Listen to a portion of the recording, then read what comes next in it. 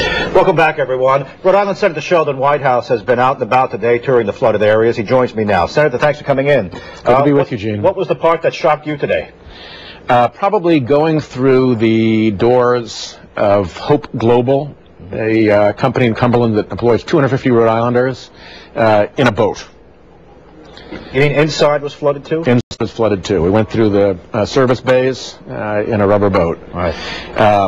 Yesterday in West Warwick, the strength of the river pouring over those dams was something else. Thank God those dams have held. All right. Let's talk a little bit about the federal aid. That's sort of your area now. The president has approved some money from Rhode Island. He has. He's made his disaster declaration. Now, is that sort of a line of credit? Can we get more in light of what's happened?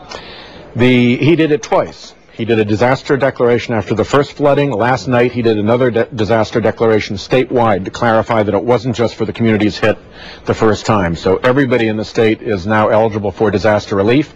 That kicks them into a process that they have to go through.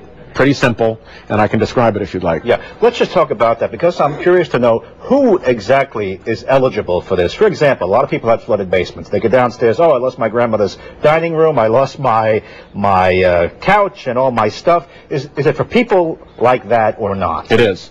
Take pictures, keep receipts, make lists so that you remember, and give that information either through the FEMA 800 number or its website. The 800 number is 1-800-621-FEMA, and the website is disasterassistance.gov. So they're both pretty easy to find and remember. If you have trouble, my website, whitehouse.senate.gov, will link you right in. So this really is then for homeowners, property owners, damage in your basement or damage around. You can put a claim in, and is it guaranteed, or it needs to be assessed and looked at? There's an assessment process. What they are planning to do is to have inspectors come out to double check the damage within a day to a week of when the complaint is filed, the claim is filed, and then subject to the approval. Obviously there's a certain amount of fraud prevention and quality control they want to do, but subject to the approval of the inspector, then within another day to a week the checks or the deposits start to come in. All right, same thing for local businesses? Same thing for local businesses. All right,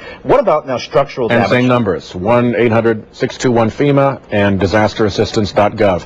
They'll be connected through those to the Small Business Administration, which is implementing this, but you can go through FEMA to the SBA. They invited that contact. All right, what about money for the state? Bridges that need to be shored up, roads that need to be repaired, things like that? That is a further step. They will come in and make a damage assessment and determine whether the level of damage is sufficient to trigger their standards for support to municipalities or to the state. Based on what people have seen so far, the signals that I've been getting are that we have sustained enough damage for that to happen, particularly for the really hard-hit municipalities like Warwick, West Warwick, South Kingstown, Cumberland, places like that that have gotten clobbered. All right, I have just 30 seconds left. Yeah.